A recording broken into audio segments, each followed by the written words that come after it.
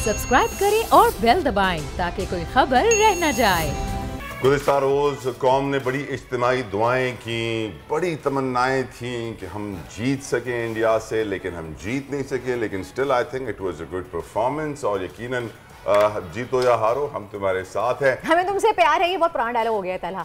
अब तो कुछ हमें कहने को मिलता नहीं है ना। आखिर मुझे पता है कि जी हार गए हैं, परफॉर्मेंस बहुत बुरी है, बैटिंग का कोई पुरसाने हाल नहीं है, आप एक्सपोज हो चुके हैं, आपकी मिडिल बैटिंग लाइन। उसके बाद फिर हम कहते हैं जी तुम जीतो या हारो हमें तुमसे प्यार। नफरत का इजहार तो कर नहीं सकते, आगे मजीद मैच बाकी है, अब क्या करें गालिब। देखिए आपकी कौम को क्रिकेट से इतना प्यार है ना कि कुछ भी हो जाए उनको क्रिकेट से लगाव तो रहेगा। उसकी वजह से आपके ना पास ना स्क्वॉश चैंपियन है आज, ना हॉकी चैंपियन है, ना स्नूकर चैंपियन है। अभी मिर्जा साहब हमारे साथ फोन पे मौजूद हैं, मजीद रोशनी वो डालेंगे। पाकिस्तान फाइट करके हारा ना तला, इसलिए इतना दुख नहीं है। जीतना चाहिए था हमें मैच, लेकिन वो जो अभी वर्दा कह रही थी ना कि लोग तनकीद के निश्तर चलाना शुरू कर देंगे, लेकिन अब मुझे लगता है कि लोगों को थोड़ा सा सुकून, थोड़ा सा सब्र आ गया होगा कि आखिरी ओवर की चौथी गेंद पर भारत ने कामयाबी हासिल की। कुछ गलतियां हुई हमारी और अभी भी हमारे लिए मौका है।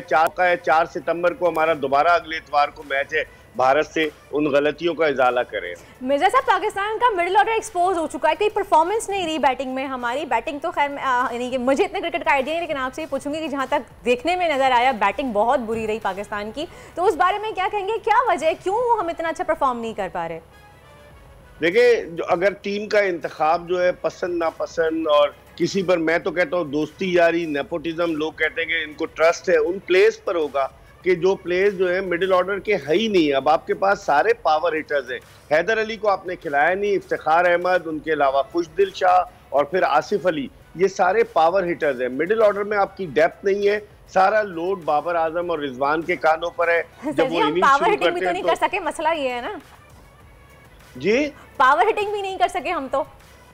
नहीं, पावर हिटिंग की तो जरूरत उस वक्त पेश आती है ना जब कुछ ओवर्स बाकी रहते, जब आपके ऊपर से प्रेशर डलता जा रहा है, यानी कि आपकी ऊपर के टॉप ऑर्डर जल्दी आउट हो जाए, जब फखर आउट हो जाए, बाबर आउट हो जाए, तो लाजिम बात है मिडिल ऑर्डर भी अंडर प्रेशर आ जाएगा। हैरत अंगेज तौर पर इफ्तिखार को इन्होंने नंबर 4 पे भेजा, वो अमूमन 6-7 पे बैटिंग करते।